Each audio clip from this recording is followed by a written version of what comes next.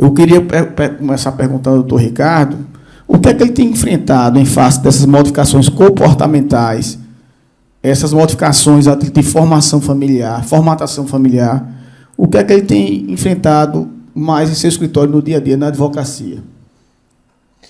Veja bem, João Ramalho, nós observamos hoje um grande avanço por parte do conhecimento das mulheres, né? Antigamente, esse gênero era mais desinformado em relação ao gênero masculino.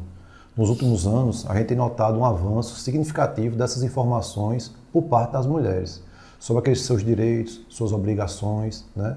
Também temos observado um grande número de divórcios no Brasil, de forma geral. Esse índice, ele gravita entre 35% a 40% em relação ao número de divórcios hoje. Nós temos um acréscimo nesse percentual. E isso, nós devemos fazer uma observação e um parênteses, sem levar em consideração, muitas vezes, as uniões estáveis que esses laços familiares ou esses agrupamentos, né, entre homens e mulheres, eles têm sofrido. Porque isso, de certa forma, não tem chegado com tanta frequência ao judiciário.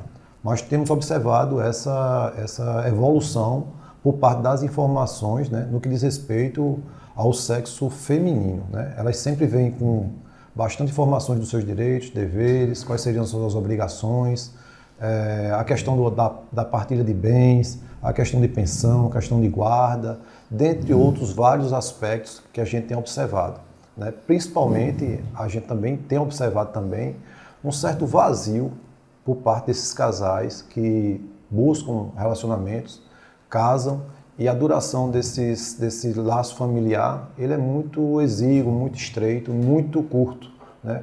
Nós temos um volume aí significativo dessas dissoluções dessas sociedades. É isso que a gente tem observado no mundo de hoje. Você nos traz aí um dado significativo de 35% a 40%. Você tem alguma correlação com esse período pandêmico, esse recolhimento que houve assodado, casais que, de regra, tinham sua convivência quase que resumida a parte da noite ou final de semana, esse fato de estarem mais juntos por tanto tempo enclausurado, você acha que teve alguma relevância sobre esses percentuais?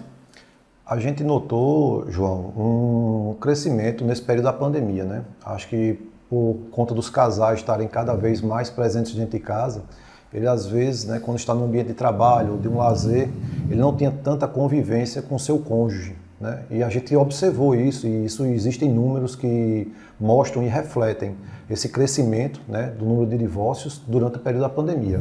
Mas não só durante o período da pandemia, mas também, ordinariamente, nós temos observado um crescimento. E muitas vezes, como eu tinha dito já anteriormente, em relação ao vazio com que esses relacionamentos são construídos. Muitas vezes os homens casam, né, querendo casar, mas levar uma vida de solteiro.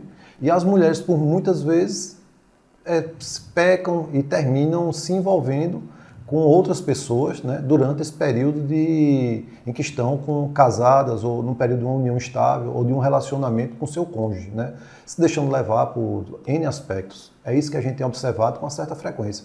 Isso é praticamente rotineiro. Hoje, dificilmente, eu posso lhe assegurar que eu tenho 14 anos de advocacia.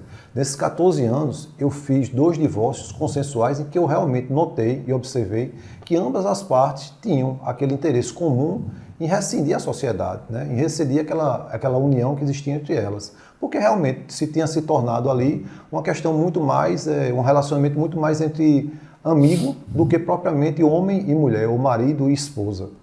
Então, o que a gente observa esse crescimento, esse número de divórcios, né, que é lamentável, porque muitas vezes envolve interesse de menores, né, tem filhos que estão nesses relacionamentos, tem interesse de algumas das empresas que esse casal consegue constituir ao longo do tempo e que permaneceu nesse casamento, nessa união estável, né. Isso tudo tem que ser enfrentado e discutido no âmbito judicial, né, e quando, em alguns casos, for possível, também de forma extrajudicial.